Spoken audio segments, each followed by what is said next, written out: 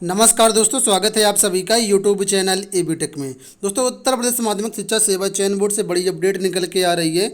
आज 11 अगस्त को जो बाकी विषयों की टीजीटी की उत्तर कुंजी थी वो भी आयोग ने जारी कर दी।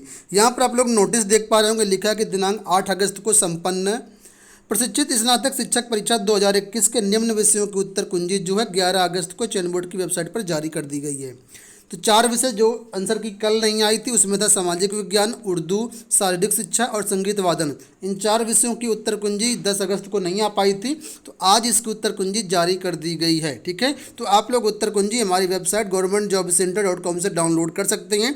टेलीग्राम पर ये उपलब्ध करवा दी गई है PDF, तो आप टेलीग्राम को ज्वाइन करके भी डाउनलोड कर सकते हैं।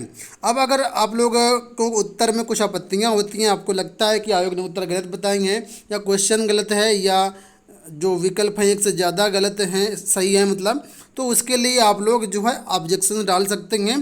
तो ऑब्जेक्शंस डालने के लिए इन 4 सब्जेक्ट के लिए जो रहे वो डेट है आपका 11 तारीख से 14 तारीख तक। ठीक है, 14 तारीख तक लास्ट डेट है आपके पास ऑब्जेक्शंस डालने का।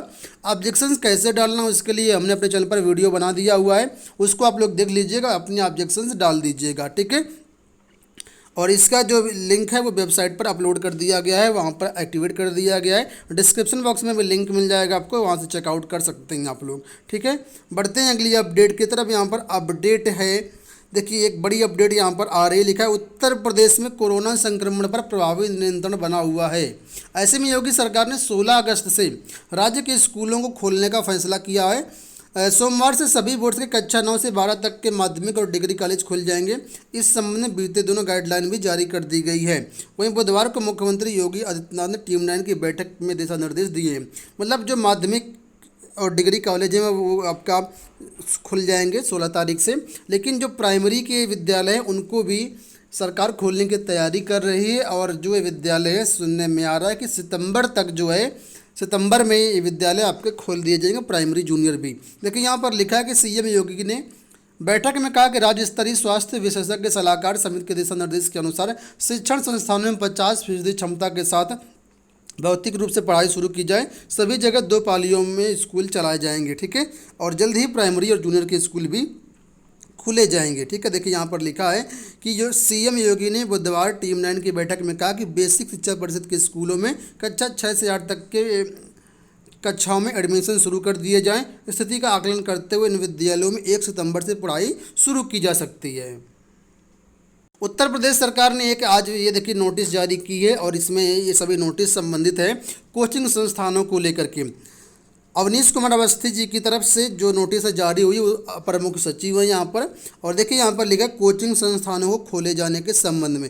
आप लोग जानते हैं अभी तक कोरोना के कारण जो सभी कोचिंग जो संस्थान थे वो बंद थे। अब कोचिंग संस्थानों को खोले जाने का आदेश यहाँ पर दिया गया है। देखिए यहाँ पर लिखा हुआ है कि इस संबंध में सम्यक विचारोपरांत यह निर्णय लिया गया है। उक्त संदर्भित शासनादेश के प्रस्तर संख्या 13 में संशोधन करते हुए अनिवार्य साप्ताहिक कोविड कर्फ्यू को छोड़ करके शेष दिनों में उल्लिखित शर्तों के अधीन कंटेनमेंट जोन के बाहर कोचिंग संस्थानों को तत्काल प्रभाव से संचालित किए जाने की अनुमति जो है प्रदान की जाती है। नीचे लिखा कि उपरोक्त गतिविधियों को आरंभ करते समय कोचिंग के प्रवेश द्वार पर कोविड हेल्प डेस्क की स्थापना की जाए तथा कोविड प्रोटोकॉल यथा मास्क की अनिवार्यता, 2 गज की दूरी, सैनिटाइजेशन, इसकी जो व्यवस्था है पूरी रूप से की जाए। तो सभी उत्तर प्रदेश में यानी पूरे उत्तर प्रदेश में है जो आपका कोचिंग संस्थान है उसको खोले जाने के लिए आदेश जारी कर दिए गए हैं।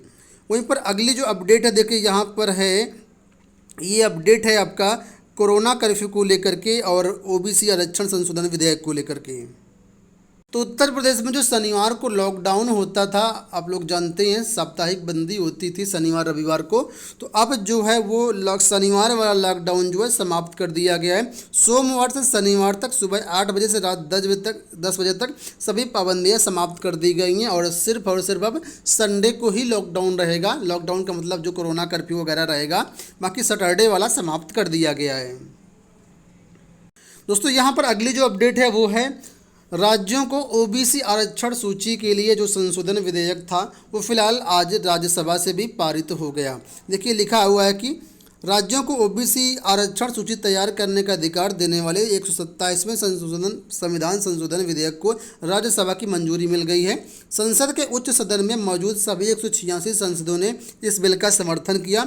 इससे पहले मंगलवार को लोकसभा ने भी इस बिल को मंजूरी दे दी थी।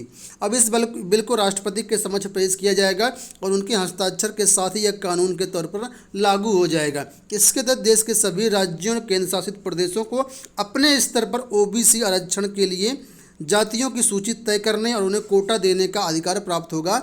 हाल ही में महाराष्ट्र सरकार की ओर से दिए गए मराठा कोटे को सुप्रीम कोर्ट से खारिज किए जाने के बाद केंद्र सरकार ये विधेयक लाई है। तो कुल मिलाकर के जो ओबीसी कानून है वो आप एक तरीके से बन गया है, बस राष्ट्रपति की मंजूरी मिलने का इंतजार है। और इसके बाद जो भी राज्य हैं अपने स्तर से ओबीसी की जो जातियां हैं उनको ओबीसी में शामिल भी कर सकते हैं और ज़रूरत के अनुसार अगर कोटा पूरा हो गया तो इसको निकाल भी सकते हैं। ठीक है, अगली दोस्तों एक महत्वपूर्ण अपडेट है। यहाँ पर देखिए लिखा हुआ है, आप सांसद संजय सिंह का राज्यसभा में नोटिस।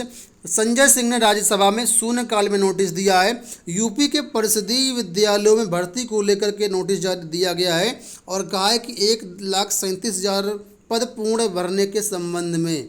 ठीक है, आप लोग जानते हैं कि उत्तर प्रदेश में शिक्षा मित्रों के 1,37,000 पद थे। शिक्षा मित्रों का समायोजन रद्द होने के बाद 2 भर्तियां की गई जिसमें शिक्षा मित्रों को वेटेज दिया गया। पहली भर्ती थी 68,500 शिक्षक भर्ती, जिसमें से करीब करीब देखा जाए तो 22 से 23,000 सीटें जो हैं वो रह गई हैं। ठीक है, दूसरी भर्ती थी 69,000 शिक्षक भर्ती, इसमें देखा जाए तो सीटें लगभग भर गई हैं, बस कुछ बहुत बाकी हैं, तो उनके लिए शीघ्र ही काउंसलिंग होनी है।